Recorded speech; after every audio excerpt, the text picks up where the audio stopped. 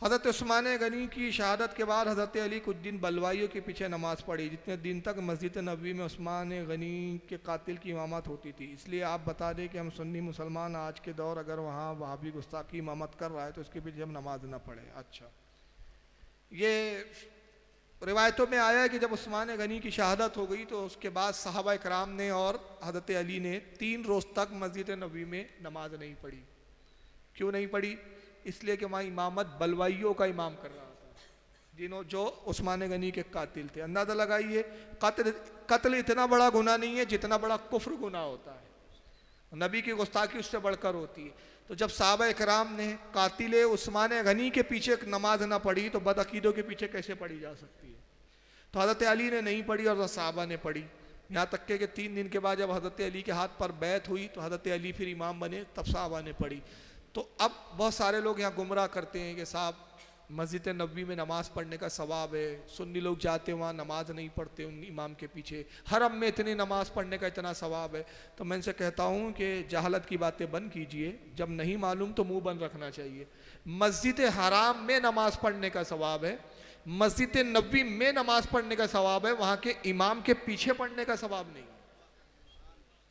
हदीस में ये नहीं आया कि अल्लाह के नबी ने कहा जिसने मस्जिद नबवी के इमाम के पीछे नमाज पढ़ी तो उसकी नमाज 70 गुना ज़्यादा दर्जे में फजीलत रखती है। ये नहीं फरमाया।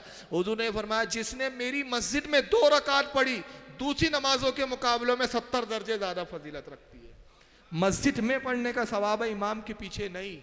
समझ रहे आप? तो अगर वहाँ वहाबी इमाम है, अगर क्या वहाँ वहाबी ही इमाम है तो उसके पीछे नमाज नहीं पढ़ी जाएंगी। आप तन्हा पढ़िए, आपको नमाज का सवाब 70 गुना ही मिलेगा, क्योंकि मस्जिद का सवाब है, इमाम के पीछे का सवाब नहीं है। और वैसे भी एक और बात है, अक्सर मुसाफिर सफ़र की हालत में होता है, 10 दिन क़याम होता है, 15 दिन का क़याम नहीं होता मस्जिद में, तो वैसी सफ़र की हालत में वैसी भी जमात नहीं। अगर कोई सुन्नी इमाम हो और कोई वहाँ जमात से ना पढ़े, कसर पढ़े, तो वो भी इसके लिए जायज़ है सुन्नी इमाम होने के बाद। तो जब सुन्नी इमाम हो तब भी अगर वो कसर पढ़े, जमात से ना पढ़े तो गुनाह नहीं है, तो वहाबड़ों के पीछे तो वैसी भी नहीं पढ़ना।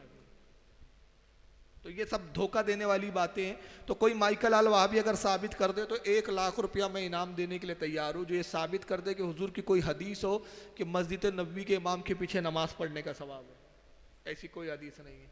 बल्कि आका ने फरमाया कि बदअकीदा के पीछे नमाज मत पढ़ो।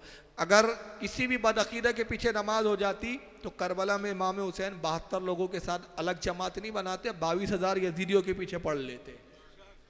मगर इमाम ने 22,000 के पीछे नहीं पड़ी, अपनी मुख्तसर सी जमात कायम करके बताया, जमात की तादाद मत देखो, इमाम का अकीदा देखो। अकीदा दुरुस्त है तो नमाज दुरुस्त है, और अकीदा ख़राब है तो नमाज दुरुस्त नहीं।